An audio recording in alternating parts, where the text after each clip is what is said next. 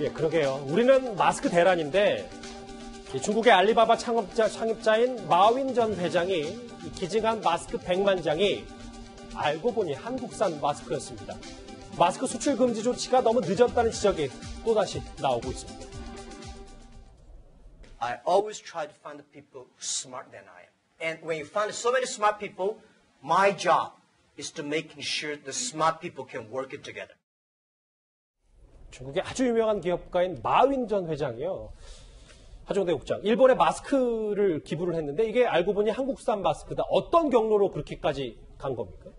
지금 현재 이게 수출용이 아니라고 그래요.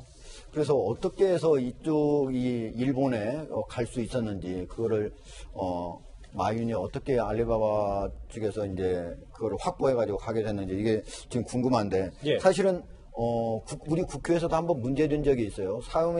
샤오미 쪽으로 일본의 샤오미 업체 쪽으로 매일 100만 장씩 불법 수출되고 있다. 그러니까 우리가 공식적으로 세관을 거쳐서 수출된 것이 지난 1월에 한 15억 장 정도 이렇게 된다는 얘기가 있었거든요. 근데 그런 거 말고도 중국인 관광객이 여기 와가지고 스스로 뭐 2,000장, 10,000장 이렇게 사간 것들도 상당히 많은데 그거는 사실 세관으로 공식적으로 집계가 안 되는 것들이거든요. 예. 근데 그런 거 외에도 각 한국에 있는 중국의 기업들이 한국에서 국내 소비인 것처럼 사가지고 중국으로 붙여준 것도 상당히 많지 않을까. 지금 그런 것들이 사실은 추적이 되지 않는 것들 중에 하나다. 그래서 지금 마윈이 어떻게 저것을 정확하게 국내에서 정식 절차를 거치지 않고 확보하게 됐는지는 아직 확인되지 않고 있습니다. 우리가 예민할 수밖에 없는 이유가 지금 국내에는 마스크가 정말 부족하기 때문에 왜 일본에 한국산 마스크가 가 있는지 김종욱 교수님. 그런데 마윈이 기부를 일본에게 한 게 아니라 우리나라한테 됐잖아요. 그런데 네. 우리나라에 들어온 건 또 미국산 마스크란 말이죠. 그러니까 일단 뭐 마윈이 우리나라한테 100만 장 기부한 거는 뭐 그건 좀 감사한 일이지만 이제 뒷맛이 좀 씁쓸한 거 아니겠습니까? 따지고 보면요.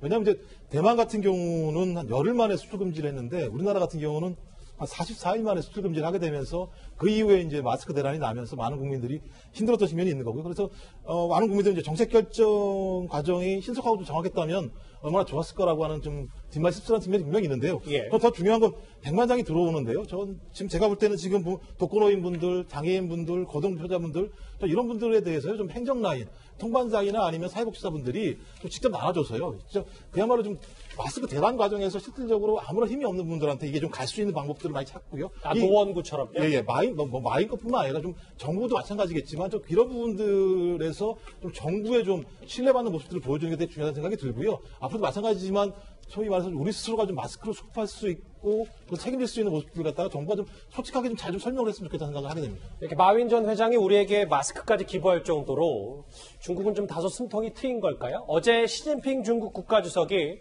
코로나 발병 이후 처음으로 발원지인 우한을 찾았습니다.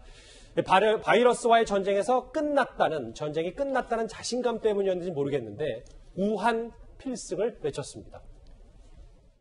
你们都穿着防护服啊，戴着口罩啊，我看不到你们的这个真实面貌。但是呢，现在你们最应该做的就是要坚定信心。我们大家共同来坚定信心，一定会打赢这一场战役。